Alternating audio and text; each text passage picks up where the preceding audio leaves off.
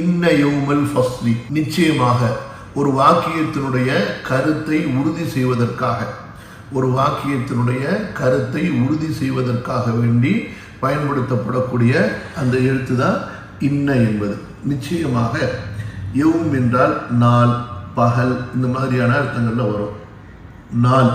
அல் ஃபஸ்ல், ஃபஸல யஃப்ஸிலு ஃபஸ்லன், ஃபஸல யஃப்ஸிலு என்றால் பிரித்தல், தீர்ப்பளித்தல், முடிவு செய்தல்,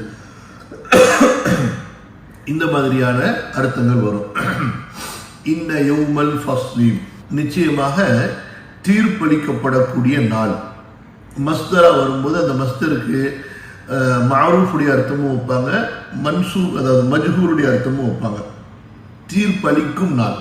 தீர்ப்பளிக்கும் நாள் என்றால் என்ன அர்த்தம்? அல்லாஹு தஆலா தீர்ப்பளிக்கக்கூடிய நாள் என்று அர்த்தம்.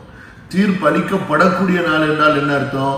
அடியார்களுக்கு மத்தியிலே தீர்ப்பு வழங்கப்படக்கூடிய நாள். அதாவது தீர்ப்பளிப்பவன் அல்லாஹு தஆலா, தீர்ப்பளிக்கப்படுபவர்கள், யாருக்கு தீர்ப்பளிக்கப்படுகிறது அவர்கள் யார்? அல்லாஹுடைய அடியார்கள். இன்ன யௌமல் ஃபஸ்லி, நிச்சயமாக தீர்ப்பு நாள் அப்படின்னு சொல்லலாம். நிச்சயமாக தீர்ப்பு நாள் காண இருக்கிறது.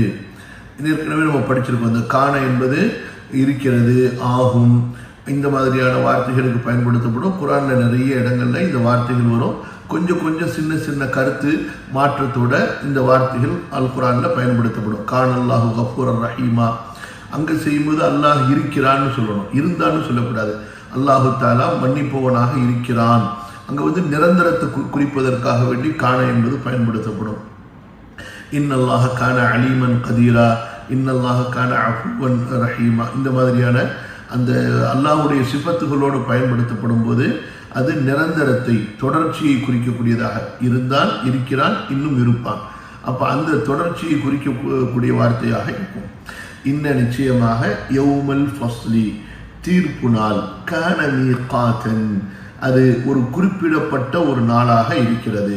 கவனிங்க, இந்த 17வது வசனத்திற்கு இமாம் தபரி ரஹிமஹுல்லாஹ் எப்படி பொருள் செய்கிறார்கள் என்றால், இன்ன யௌம யஃப்ஸிலுல்லாஹு ஃபீஹி பைன ஹல்கிஹி, எந்த நாளில் அல்லாஹ் சுப்ஹானஹு வ தஆலா படைப்புகளுக்கு மத்தியிலே தீர்ப்பு வழங்குவானோ, ஃபயஹுது ஃபீஹி மின் பஅதிஹிம் லிபஅதி, அவர்களில் சிலரிடமிருந்து சிலருக்காக வேண்டி உரிமைகளை அல்லாஹு தஆலா பெற்றுத் தருவானோ, அதாவது யார் அநியாயம் செய்திருந்தார்களோ அவர்களிடமிருந்து அநியாயம் இழைக்கப்பட்டவர்களுக்கு, பாதிக்கப்பட்டவர்களுக்கு உரிமைகளை அல்லாஹு தஆலா வாங்கி விடுவான். இந்த உலகத்துல ஒரு மனிதன் தன்னுடைய பதவியினால, தன்னுடைய பொருளாதாரத்தினால, தன்னுடைய வலிமையினால அவன் பிறருடைய பிடியிலிருந்து, தீர்ப்பாலயத்தினுடைய, நீதிமன்றத்தினுடைய பிடியிலிருந்து தப்பித்திருந்தாலும் அவன் அநியாயக்காரனாக இருக்கும்போது நாளை மறுமையிலே அல்லாஹுடைய பிடியிலிருந்து தப்பிவிட முடியாது. அல்லாஹுடைய நீதமான தீர்ப்பிலிருந்து அவன் தப்பிவிட முடியாது. கண்டிப்பாக அல்லாஹ் யார் பாதிப்பை ஏற்படுத்தினார்களோ அவர்களிடமிருந்து அவன் அந்த பாதிப்புக்குரிய அளவிற்கு நீதத்தை பெற்று அந்த பாதிக்கப்பட்டவர்களுக்கு கொடுப்பான். பாதிப்பை ஏற்படுத்திய அநியாயக்காரர்கள் அல்லாஹுடைய பிடியிலிருந்து ஒருபோதும் தப்பித்து விட முடியாது. சரியா? ஃபயஹுது ஃபீஹி மின் பஅதிஹிம் லிபஅதின் கான மீகாத்தன். அப்ப இந்த தீர்ப்பு நாள், எந்த தீர்ப்பு நாளில் அல்லாஹ் சுப்ஹானஹு வ தஆலா அடியார்களுக்கு மத்தியிலே தீர்ப்பு செய்து அவர்களில் ஒரு பாதிக்கப்பட்டவர்களுக்காக பாதிப்பை ஏற்படுத்தியவர்களிடமிருந்து பழி வாங்குவானோ அந்த நாள் கான மீகாத்தன், அது ஒரு குறிப்பிடப்பட்ட நாளாக இருக்கிறது.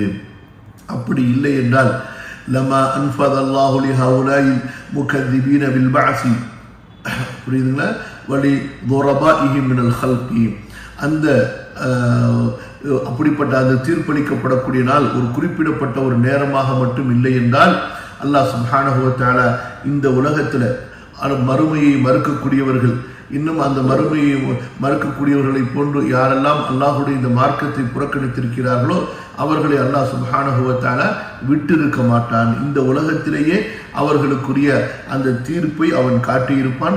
அந்த கெட்ட முடிவை அல்லாஹு தஆலா கொடுத்திருப்பான். அதாவது தண்டனை இந்த உலகத்திலேயே அல்லாஹ் கொடுத்து முடிச்சிருப்பான்.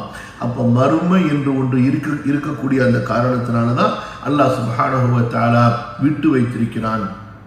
புரியுதுங்களா?